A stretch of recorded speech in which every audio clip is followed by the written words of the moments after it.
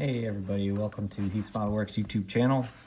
I am here today to talk about the Heath's Model Works interior kit that I sell on my website as well as my eBay store. The kit is really made to marry the 1969 Roadrunner Johan body to the AMT 1968 Roadrunner chassis. Also can be the 1969 GTX AMT chassis. They are identical. I figured I'd show the whole thing assembled before I get into the different modifications that are necessary to allow it to drop on and fit just right. Okay, I want to talk about alignments. There's specific alignments that you're trying to hit here when you're mounting the interior tub into the body and then the body onto the chassis.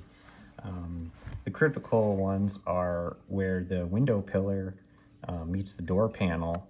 The door panel has a little notch, like a little cutout in it that will line up with the vent window pillar. And that's on both Heath's Model Works door panel as well as the AMT kit's door panels. So that registers the entire interior tub fore and aft in the chassis and in the body. So that's really important. You want to make sure when you're doing your test fits, that's what you're striving to hit there. Equally as important is where the chassis sits relative to the body. There's this little subframe here. You want that pretty much centered on the wheel wells to the chassis, and that'll make sure your wheels are centered. So that's the second important alignment feature. And you know, if you just put the kits together without doing any modifications, you're not going to hit that. There's some areas that need to be sanded off, and that's what I'm going to show you in this video.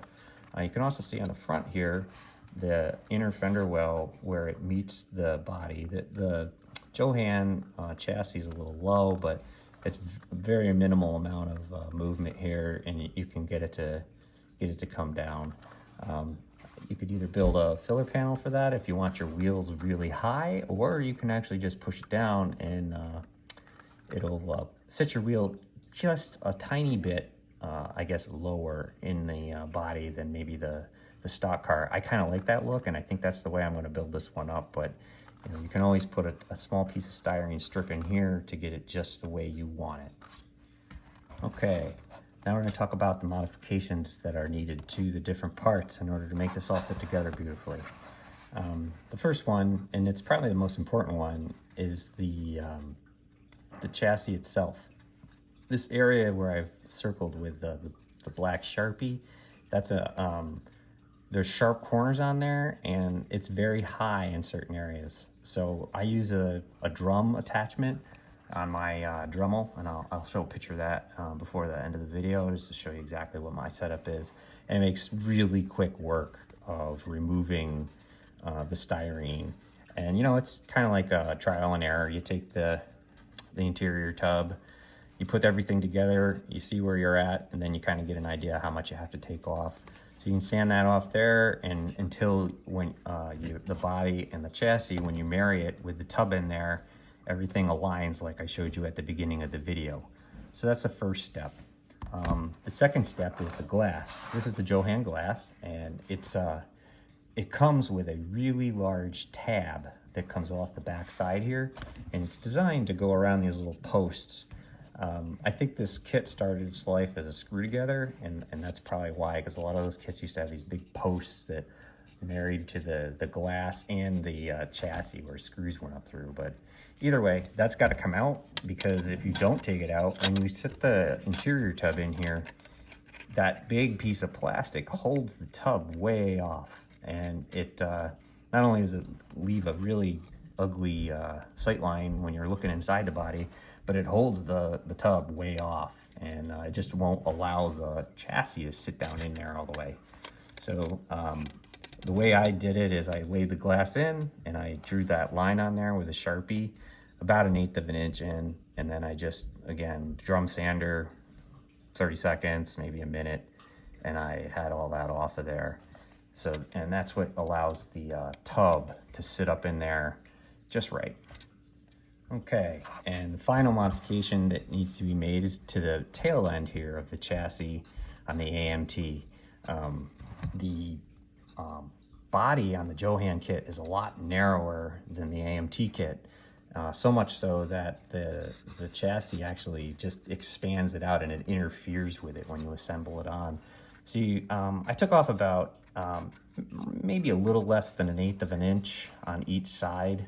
It doesn't have to be pretty either, because the Johan body actually curves around here and you can't even see this line. It's completely covered when the body's installed on there. So that allows the Johan body to come down and around here and not be expanded out, and allows the chassis to drop down inside so that you get the right height between the body and the chassis, so that this piece here lines up flush with the bottoms of the doors on the body. Okay, got one more piece of information. It's not really about how to mount the chassis, but to the body, but more for how the hood will operate on your model when you get it all together. I kind of forgot about this, and it's probably worth mentioning. So the Johan kit, the hood on the Johan kit has like built-in hinges on it. They don't look like the factory hinges, but they're nice because they allow you to open the hood and shut the hood. The AMT kit comes with stationary hinges that will allow you to position the hood in the open position so people can look at your motor, but it doesn't function. So once you make that decision, you're kind of stuck with it. I like to move things around, and as I add models or take models away from my display cabinet, sometimes I decide to open the hood or shut the hood. So I decided to make this one so the hood could be opened or closed. And in order to do that on the AMT chassis, you gotta make room for those hinges. And that involves cutting some material out of the inner fender, as you can see here, and the firewall. And you know, it's not, I didn't like spend an enormous amount of time figuring out how big they had to be, but just kind of eyeballed it. Most of this isn't visible when the body's installed, so and the hinges themselves kind of cover this up, so it doesn't have to be super neat, but it will allow the hood to open and close, which is something I really wanted. So I thought I'd point that out if anybody's building this up. This is the setup I use for taking the plastic off the chassis where we need to make the adjustments, as well as to the window glass. It's just a cheapo drum attachment to a cheapo high-speed tool. This was a Harbor Freight special. It's actually pretty nice. It's got a variable speed control on it, so that's why I got it. I think I had a coupon and I got this for 24 bucks some time ago, and I've used it quite a bit. It's holding up well. For reference, I also put a Johan chassis in here for those of you that are going to not use the AMT chassis. You can use the Heath Model Works interior kit with the Johan chassis if you want.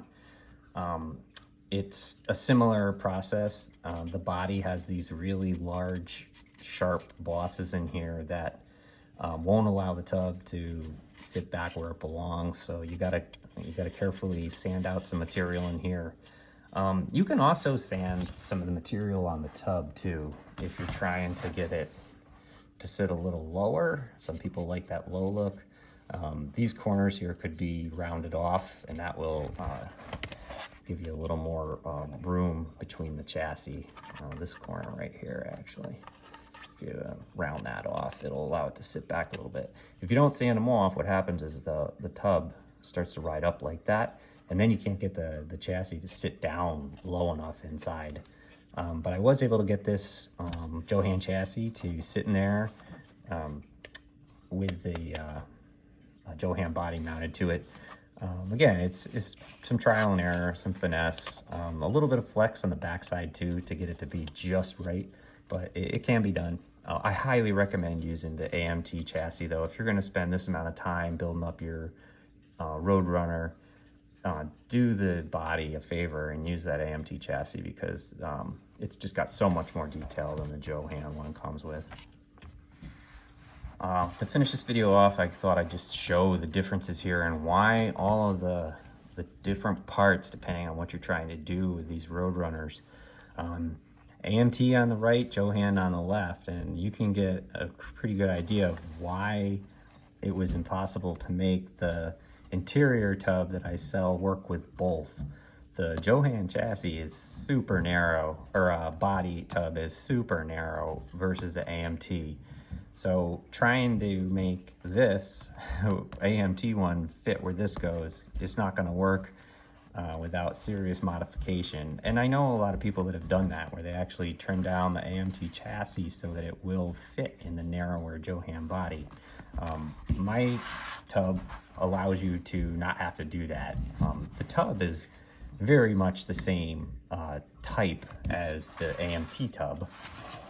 It has the exact same profile for the door panels. In fact, you can use my door panels in the AMT tub if you want to build up an AMT version of your GTX with Roadrunner door panels.